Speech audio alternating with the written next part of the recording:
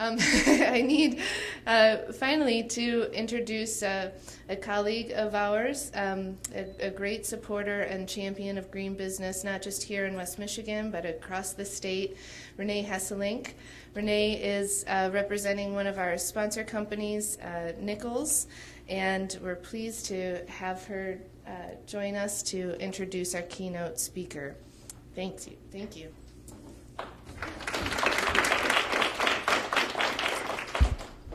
Welcome, everyone. I have the privilege of introducing our speaker tonight, and I'm going to share a little bit about her, but I hope she shares some more of her background because it is very interesting. Dr. Susan Hedman was appointed by President Obama to be the administrator for EPA Region 5, which includes Illinois, Indiana, Ohio, Michigan, Wisconsin, and Minnesota. Through this role, she oversees the restoration and protection of the Great Lakes. Before accepting that appointment, she was the environmental consultant and senior assistant attorney general in Illinois Attorney General's office. She previously worked at the Environmental Law and Policy Center in Chicago and taught environmental law. So let's give her a warm West Michigan welcome. Thank you very much, and thank you for inviting me to speak this evening. To close out what I understand now is the first Women's Environmental Symposium, and I think it's a fitting end to Women's History Month, which is now almost over for 2012. So thanks very much for inviting me. I'm really excited to be here this evening. I'd like to start out by showing you a picture. I can figure out.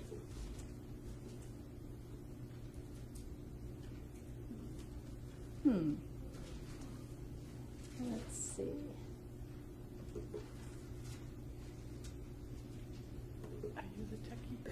It was taken just a little ways away from here at the Kalamazoo Airport in the summer of 2010.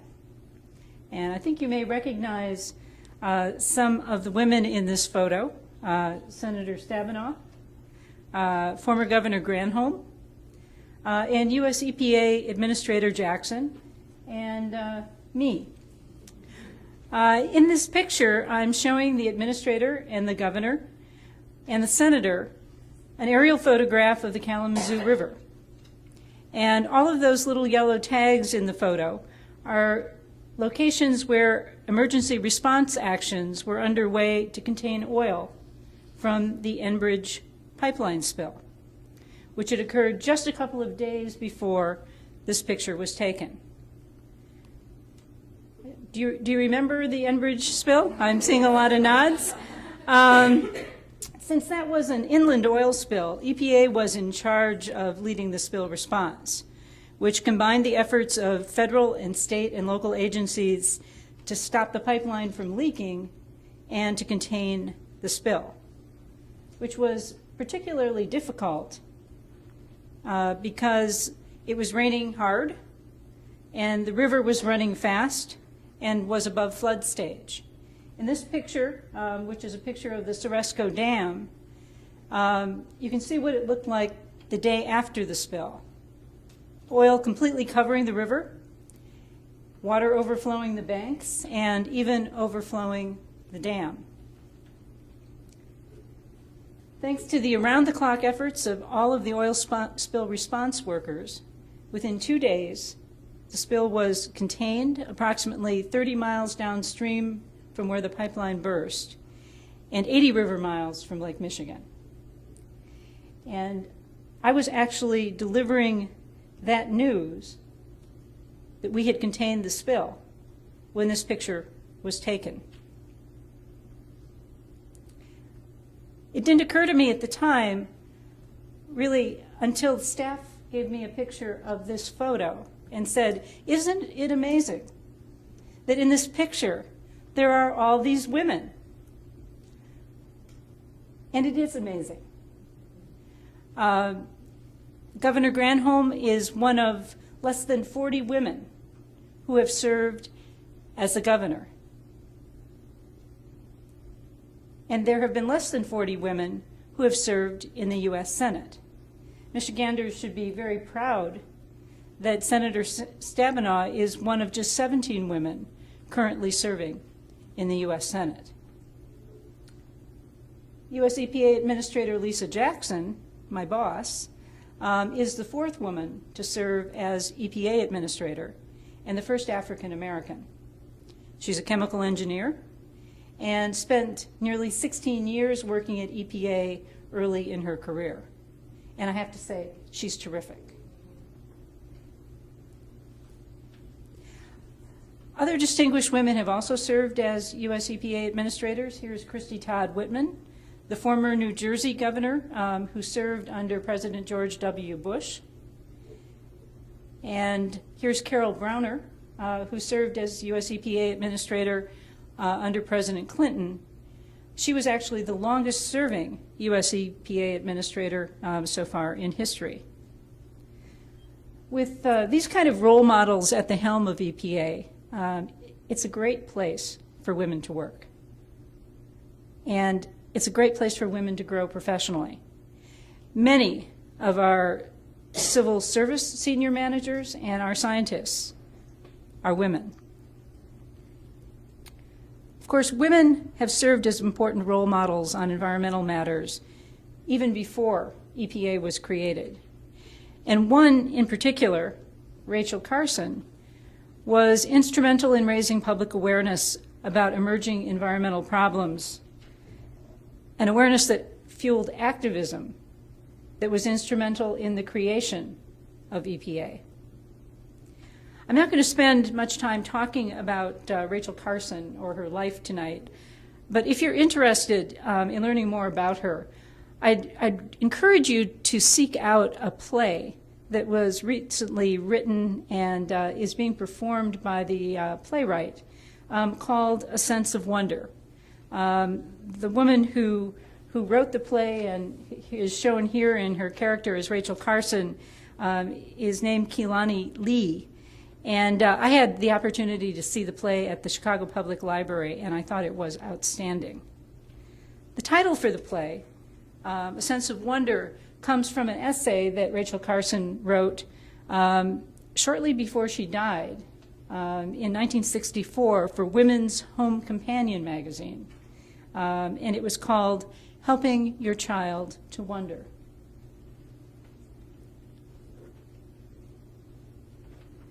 Interestingly, and this has made more of an impact on me since I've become a Fed, Rachel Carson began her career as a federal employee, as a biologist at the U.S. Bureau of Fisheries, and didn't become a full-time nature writer until the 1950s. Her book, Silent Spring, came out in 1962, and it was originally serialized in the New Yorker. It was selected as a Book of the Month Club selection, and was on the New York Times bestseller list. It really focused public attention on the negative impacts of pesticides. The book was very popular, and it was also very controversial. Carson not only pointed out the dangers of pesticide misuse, she also accused the chemical industry of spreading disinformation and public officials of accepting industry claims. In 1963, when CBS Reports, the television program that was then hosted by Edward R. Murrow, planned to air The Silent Spring of Rachel Carson, the chemical industry coordinated a letter-writing campaign asking CBS to cancel it. After CBS declined, several sponsors, including Standard Brands, which makes Lysol, and Ralston Purina, which makes livestock feeds, withdrew their ads. Rachel Carson's books launched a debate that put the environment in general and pesticides in particular at the top of the public agenda.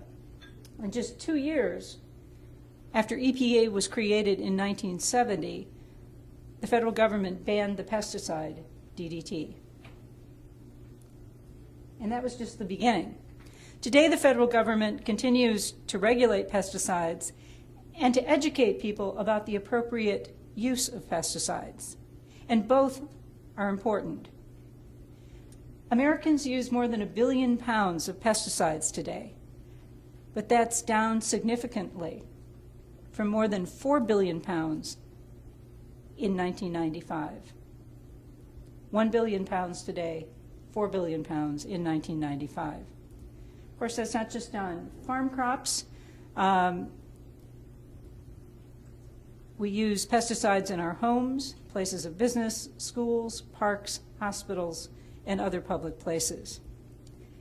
At EPA, we're particularly concerned about protecting the health of children who are especially sensitive to pesticides because their organs are still developing and because exposure to a toxin can cause lifelong changes during critical periods of human development. And of course, young children are always playing on the lawn. They put things in their mouths, and that increases the chance of their exposure to pesticides. EPA is also concerned about the effect of pesticides on women's health. If a new mother is exposed to harmful chemicals, she can pass that exposure to her baby through breastfeeding, and pregnant women can pass harmful substances on to unborn children. Women can be exposed to pesticides in many different ways, as farmers, as spouses of farmers, as field workers, as gardeners, and of course as produce consumers.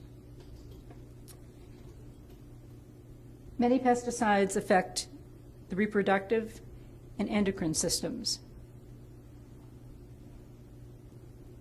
They can affect the development of fetuses, they can cause cancer, and for that reason, pesticides should be a particular concern to women. EPA regulates pesticides through the Federal Insecticide, Fungicide, and Rodenticide Act, or FIFRA, which was passed by Congress in 1972, the same year that we banned DDT. Under FIFRA, EPA sets limits on how pesticides may be used, requirements about labeling, as well as standards to protect workers from exposure to pesticides on the job. When companies fail to comply with federal law, EPA uses its enforcement authority both to penalize the violator and to deter future violations. For example, just last week, EPA Region 5, working with the Department of Justice, announced a guilty plea in a case involving 150 counts of using a registered pesticide in violation of federal law.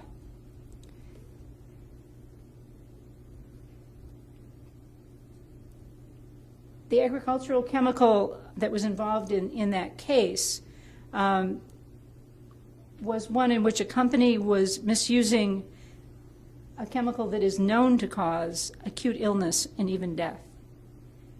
The defendant in this case is being required to take action to address the violations and will pay a fine of almost $1 million.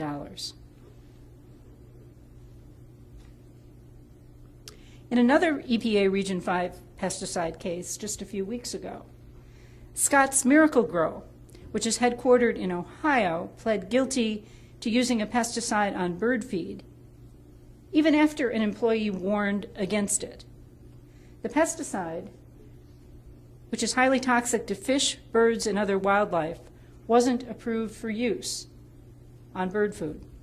Scott's Miracle-Gro sold more than 73 million packages of these poisoned bird foods nationwide for a period of more than 2 years.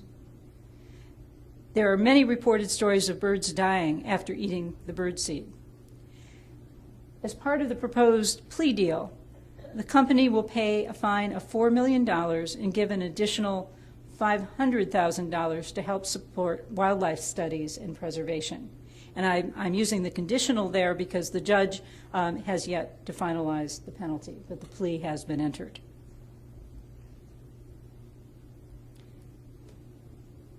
In the past 5 years, EPA has prevented over 150,000 pounds of unregistered or mislabeled pesticides from entering commerce in the state of Michigan.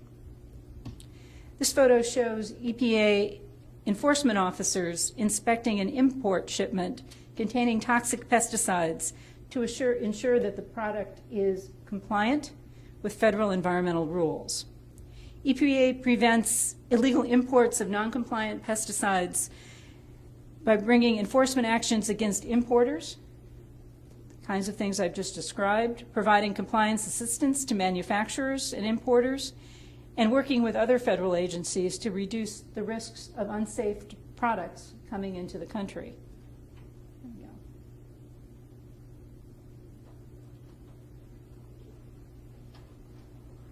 While EPA is committed to doing our best to ensure that pesticides are used safely, we look to you to protect yourself and your families in your homes. I'd encourage you to take a look at the EPA website if you're looking for information about how to safely use pesticides. One of our most popular web pages includes information about how to safely eliminate bed bugs from your home. And there's a citizen's guide to pest control and pesticide safety.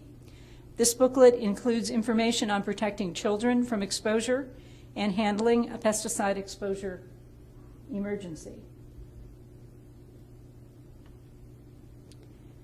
And we have information about safe and healthy gardening and lawn care.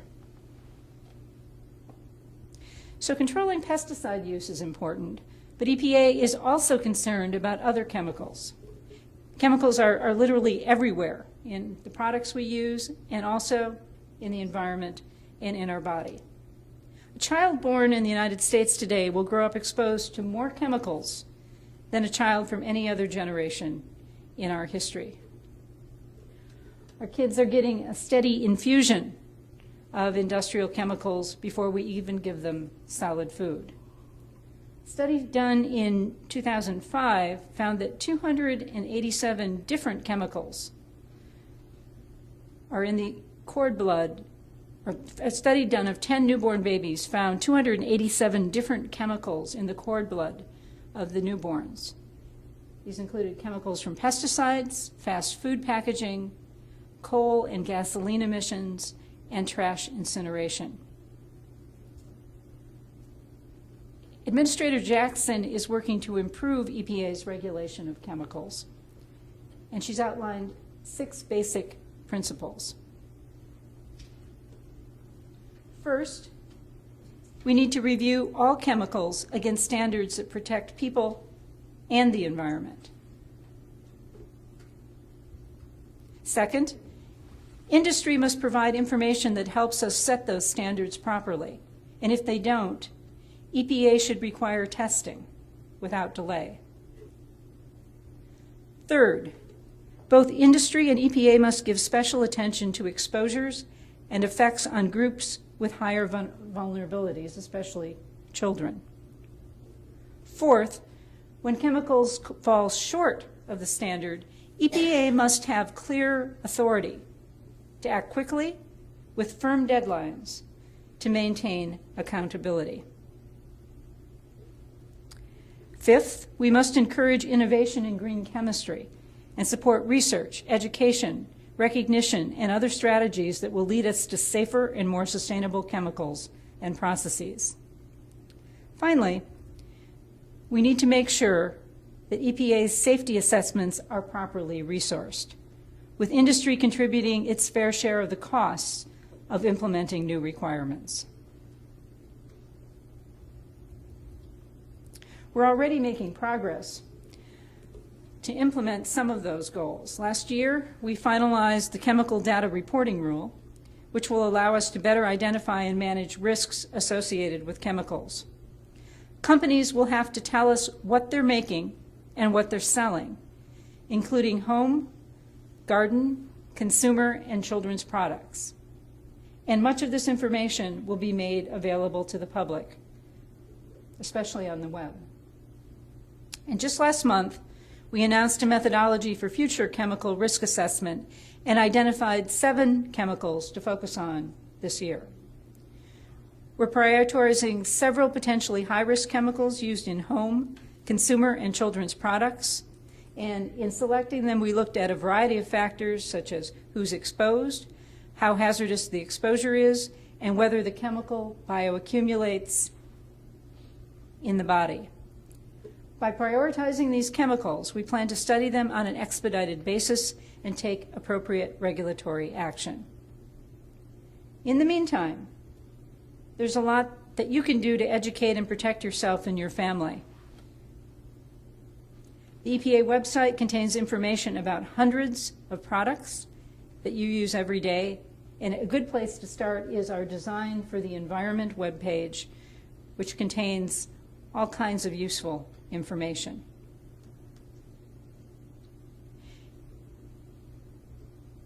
And since I was talking about oil spills, I'd like to mention that you can also find out information about what to do with motor oil after changing your car's oil. Did you know that used oil from one oil change can contaminate 1 million gallons of fresh water? That's a year's supply of water for 50 people. The EPA website also contains information about lead and how to protect your children from exposure to lead paint. This part of the country, the EPA Region 5 states, have a disproportionate number of housing units with lead-based paint. And unfortunately, a disproportionate share of children with elevated blood levels. Region 5 has approximately 34% of the children in the U.S. with elevated levels of lead in their blood. Not a laughing matter. It is going down, and that's good news, but it continues to be a major problem. Basically, there are about 10,000 children in the Region 5 states with elevated lead blood levels. 1,800 right here in Michigan. EPA is very serious about bringing those numbers down by strictly enforcing the laws. Last year, this former Detroit lead inspector was sent to prison for almost 4 years as a result of an EPA investigation. He admitted to accepting cash to provide a clean bill of health for homes where he had either done no inspection or provided fraudulent lead removal training. And I'd like to thank U.S. Attorney Barbara McQuaid, U.S. Attorney for the Western District, for putting that defendant behind bars. Another very important environmental leader that you have here in Michigan. She also recently successfully prosecuted 2 defendants who ordered workers to engage in unsafe asbestos removal practices at a former auto plant, putting the workers at risk, as well as the environment. One of the defendants in that case instructed workers to let it fly and let her rip to speed up the asbestos removal process. So far we've covered pesticides, lead, asbestos. I'd like to take a few minutes to talk about mercury, especially the mercury that we ingest in fish. Unfortunately, many Great Lakes sports fish have high levels of mercury. And recently we've seen some disturbing trends which indicate that after decades of declining mercury levels in fish and wildlife, concentrations are now increasing in some species and in some areas. Specifically, we're seeing evidence of increased mercury levels in Lake Superior and in some Lake Erie fish tissue. And mercury-contaminated fish aren't limited to the Great Lakes. They're in inland lakes, rivers, and streams as well. Michigan and many other states issue fish consumption advisories that counsel against consumption of certain fish, especially by pregnant and nursing women, women who may become pregnant, and young children. A new EPA-funded study of newborn babies along the north shore of Lake Superior found that 1 in 10 infants is born with unhealthy levels of mercury in their blood. because their mothers ate too much mercury-contaminated fish. All people, not just women who eat large amounts of fish from mercury-contaminated freshwater lakes and rivers, are at risk. This includes Native American populations and all subsistence fishers and their families. Most mercury gets into fish from coal-fired power plants, the largest source of mercury contamination in the United States. When mercury from power plants reaches water, microorganisms can change it into methylmercury, a highly toxic form of mercury that builds up in fish. As larger fish eat smaller fish, mercury concentrations increase in their body tissue. Mercury contamination affects many fish species, trout, bass, salmon, and other popular sport fish.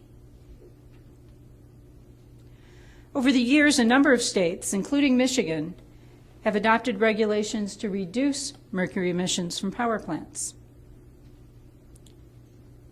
which means that most of the mercury entering the Great Lakes and Michigan's inland waters today is coming from outside of Michigan, from the states that don't regulate mercury. And that's a fairness issue. People who live and vacation in Michigan can't eat the fish here because other states haven't been doing their part to solve the problem. Of course, it's really worse than that because a lot of people do eat the fish, and the result is neurological deficits in children. But now that's going to change. In December, EPA finalized the first ever federal mercury standard, which will require all coal-fired power plants in all states to reduce their mercury emissions. EPA's new mercury and air toxic standards will prevent 90% of the mercury in coal burned in power plants from being emitted into the air, which over time will reduce the amount of mercury in the water and in the fish and ultimately in our bodies. The mercury and air toxic standards will also reduce power plant emissions of acid gases by about 80%. Acid gases cause lung damage and contribute to asthma, bronchitis, and chronic respiratory disease, especially in children and in the elderly. There has been widespread public support for the mercury and air toxic standards. EPA received over 900,000 public comments, an unprecedented number on this rule. And the vast majority were in favor of the new standard. This is actually a photo of me receiving a pile of comments from a group of moms from a neighborhood on the south side of Chicago.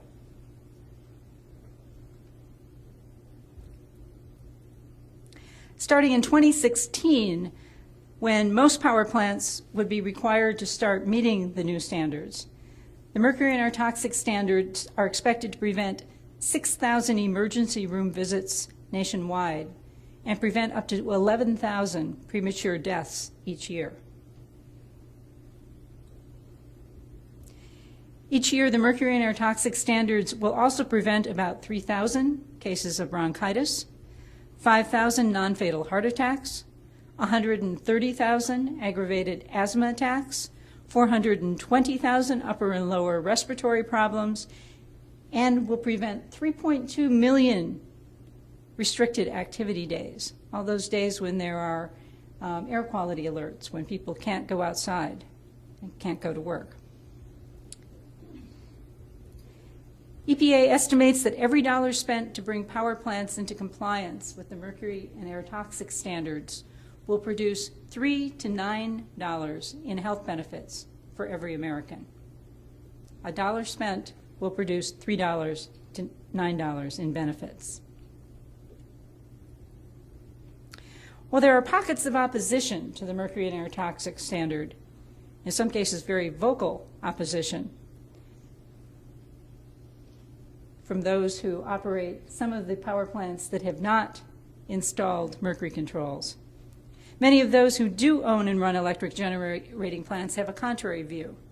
Last year, some of the top executives in that industry wrote an open letter to the Wall Street Journal, and you can see part of it here.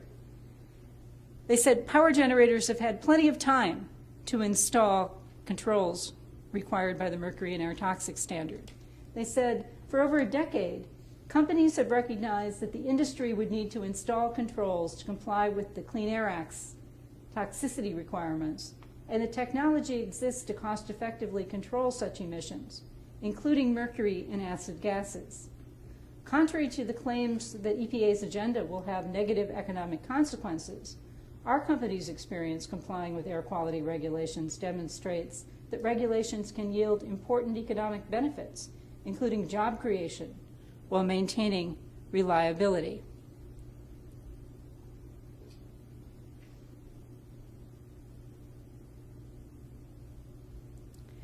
The mercury and air toxic standards were required by the Clean Air Act amendments of 1990. And since then, air toxic standards have been issued for most major sources of air toxics, but not for power plants.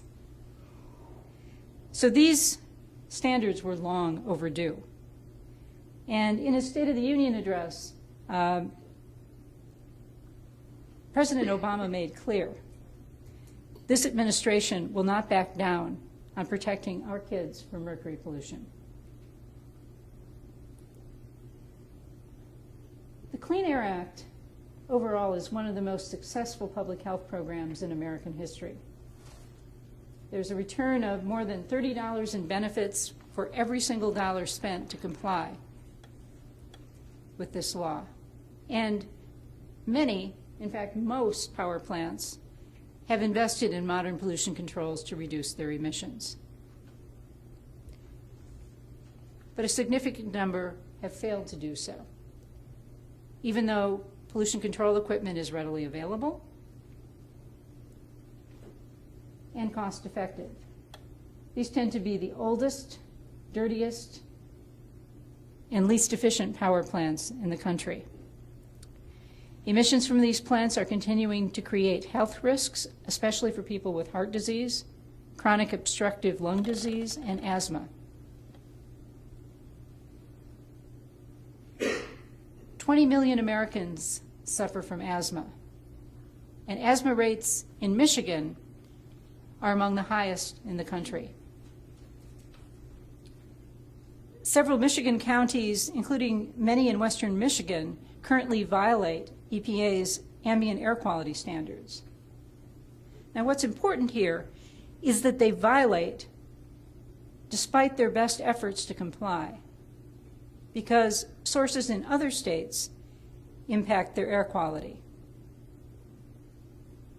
That's why last July, EPA finalized the cross-state air pollution rule under the Good Neighbor provision of the Clean Air Act to limit power plant emissions in these other states that impact particulate and ozone levels in downwind states. After implementation of the cross-state air pollution rule, our data shows that all counties in western Michigan will meet air quality standards.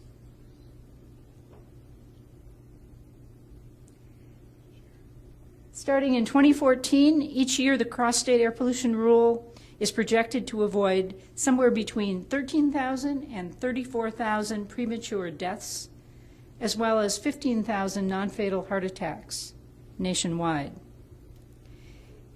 If we monetize these benefits, they're projected to range from 120 to 180 billion every year. Illinois State Senator Dick Durbin summed up the situation this way when I joined him for an event at a pediatric healthcare center a few months ago. He said, "We can set standards that prevent pollutants from being released into the air we breathe, or we can spend more money treating chronic health conditions and trying to prevent premature deaths." Complying with the standards is cheaper. I should point out that the cross-state air pollution rule was to take effect at the beginning of 2012. But it has been stayed in response to a petition for review filed by a group of coal-burning electric generating companies. The good news is that the court established an expedited briefing schedule, and oral arguments will be held in the middle of next month.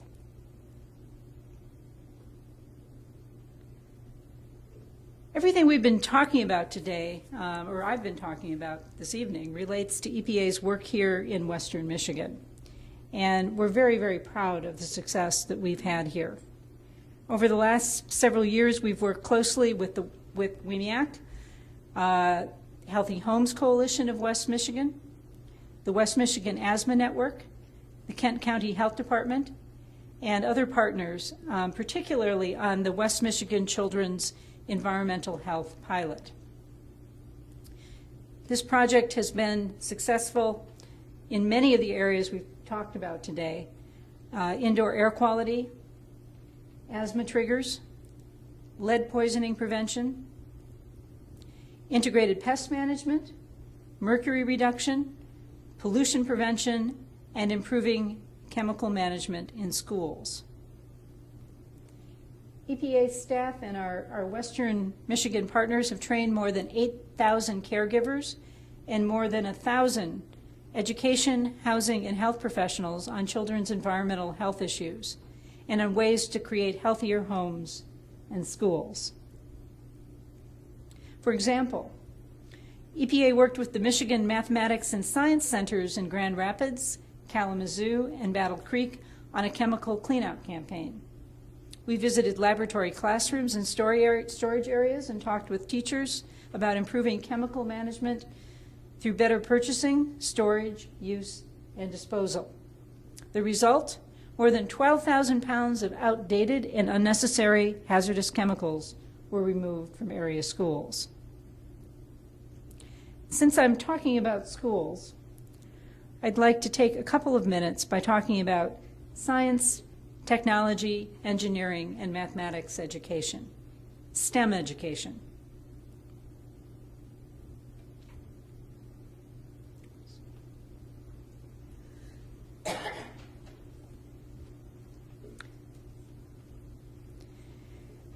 We need to provide all students with a strong foundation in science and technology.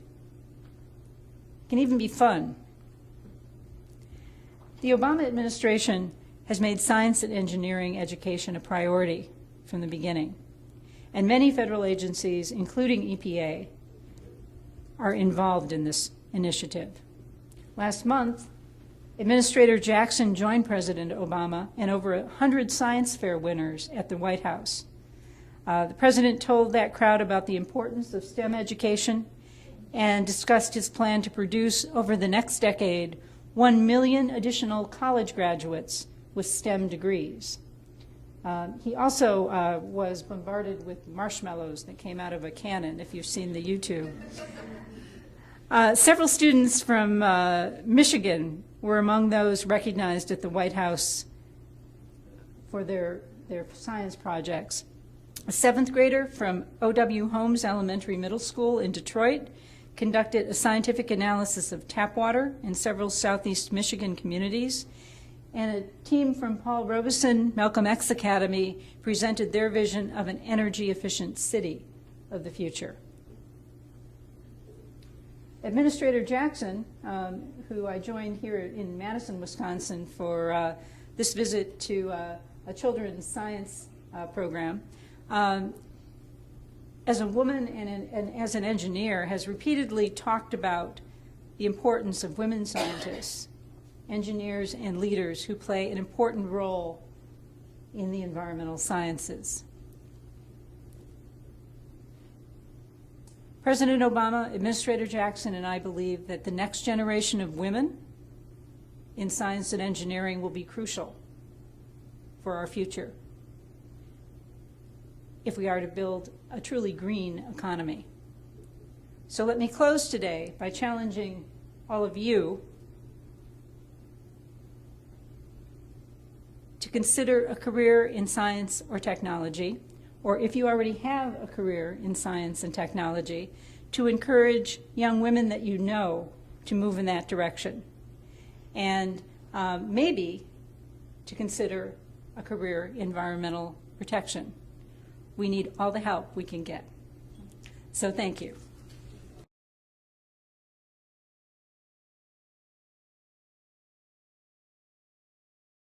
It was published in the Federal Register in middle of January.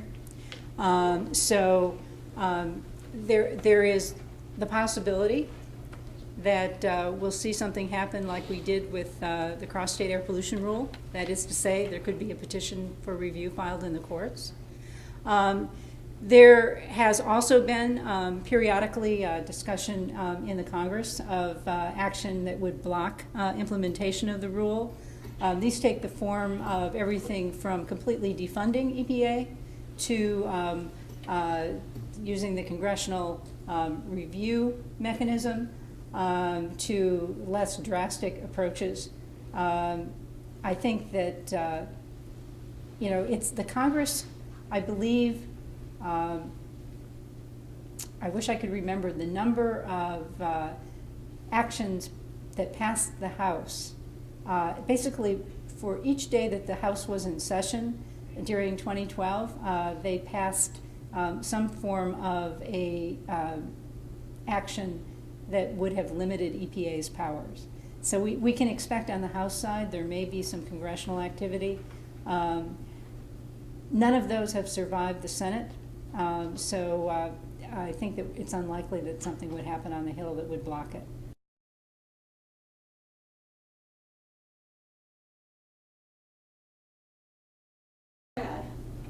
Well, first let me commend you for being on board with safe lead practices, and to say that we have really three roles. One is where there is noncompliance, we do the kinds of enforcement measures that we discussed here.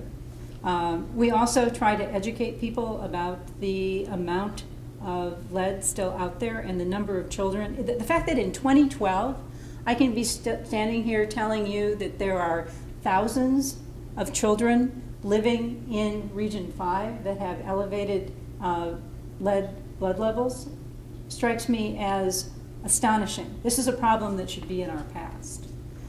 So we need to educate people that it is in fact still a problem. I think in some cases the thought is, well, we did lead, that's over. We don't have to worry about it anymore. We do have to worry about it, so we have to raise consciousness about it. So that's the second thing we have to do. The third thing we need to recognize is that we can't really solve the lead problem simply doing enforcement cases. It would be very helpful if industry itself would find ways of pointing out and elevating to a selling point the practices of lead-safe rehab or any kind of lead-safe building practice. One thing that we have talked about is why doesn't something like Angie's List indicate, people's compliance levels with these sorts of programs, something like that. That wouldn't be a regulatory function, but there might be activities within, the market that could develop that would help people choose contractors that they are absolutely sure will do the right thing. I will tell you that I recently had some work done, and the fellow arrived to do the work and started by giving me this essentially a prepared speech about lead-safe contracting practices. And I just listened with rapt attention. And I congratulated on him and told him who I was, and he was just pleased as punch. But he did just a terrific job of laying out why it was necessary.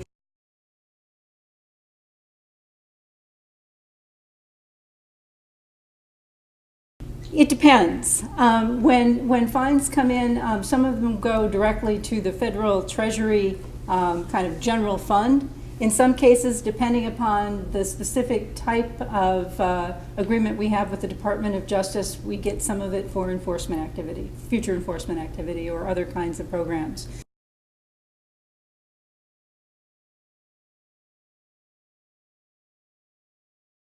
The short answer is EPA is not responsible for addressing the Asian carp issue, but that's not the complete answer.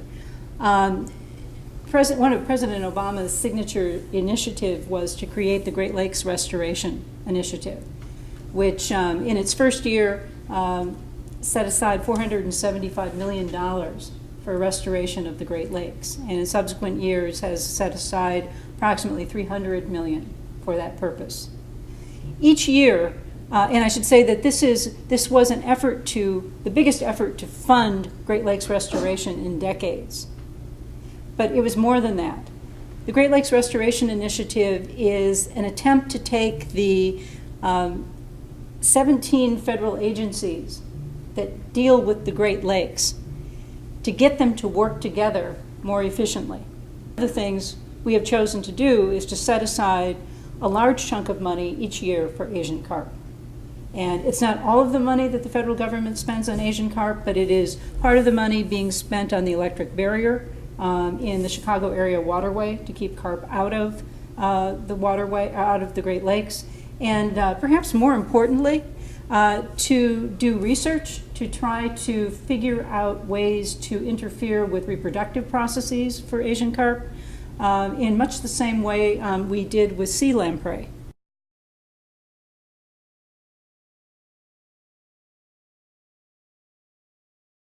EPA is very supportive of renewable energy. I personally am particularly interested in seeing renewable energy projects developed on brownfield sites in Region 5. Just like we have more old buildings with lead paint and more children with high lead levels than any other region in the country, Region 5 also has more brownfield sites than any other region in the country. And I see these as fantastic places to develop both renewable energy projects and manufacturing facilities for the renewable supply chain. And right here in Michigan, you have one of my favorite examples. Over near the Port of Monroe, there is a new facility that was built on a really contaminated industrial landfill. And I have to repeat, the CEO of the company that created this wind tower manufacturing facility said when they got to the site, they found everything there but Jimmy Hoffa. It was a really contaminated site. At EPA, we provided some of the funds needed to characterize the site, how to clean it up and use it most productively. The company came to us, and within a year, they were able to build their manufacturing facility on the site and opened, called Vent Tower. And they're operating over near Monroe. We also are working right now on a large solar project on a Superfund site that will be that is being proposed down near East St. Louis near St. Louis. East St. Louis is in Illinois. Solar facilities are also really terrific to put on landfills. Closed landfills are just sitting there not doing much. We're also bullish on methane gas from landfills, and I am a big fan of anaerobic digestion. We have a lot of material to work with in our wastewater treatment plants. Wastewater treatment is a very energy-intensive process. We should be putting all of that organic material to work, generating methane gas to be able to run wastewater treatment plants. And as we think about how to deal with our sources of non-point pollution from agriculture, one of the best solutions is anaerobic digestion on farms. So I'm very bullish on renewable energy and both the production and the supply chain. I think we have a great deal of potential in this region.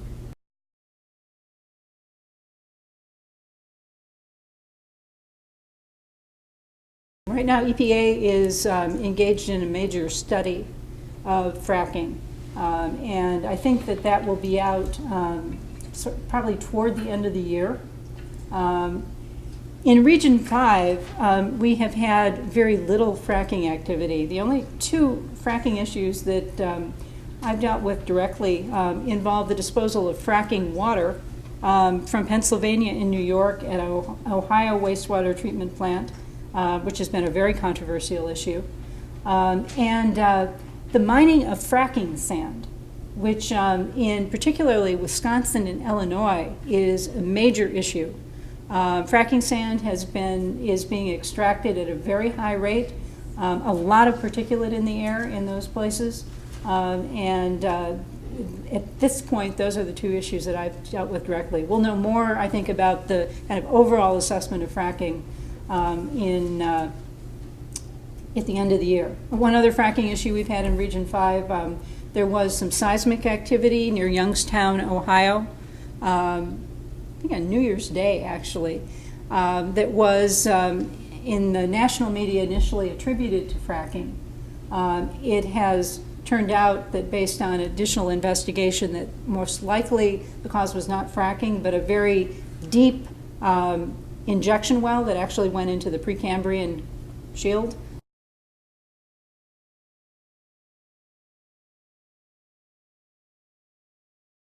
Basically, that list of principles that I laid out for you that the administrator has put forward are general principles that relate to how TSCA might be revamped. Whether or not it is amended, we intend to, within our existing authority, take as much action as possible and to, wherever we can, enlist the kind of industry support we need to resource that work. You're absolutely right. We do not, EPA is a very small agency, relatively speaking. If you look at a pie chart of the federal government, we are such a small sliver, we hardly show up. And so as a result, we don't have the kind of resources that would be needed to do the kind of chemical by chemical analysis of everything that's out there. So the resource issue, that's why that's one of her major principles. It's a problem. Well, thank you very much. It's been a pleasure to talk with you. It's great to be here in Michigan, and I look forward to coming back again soon.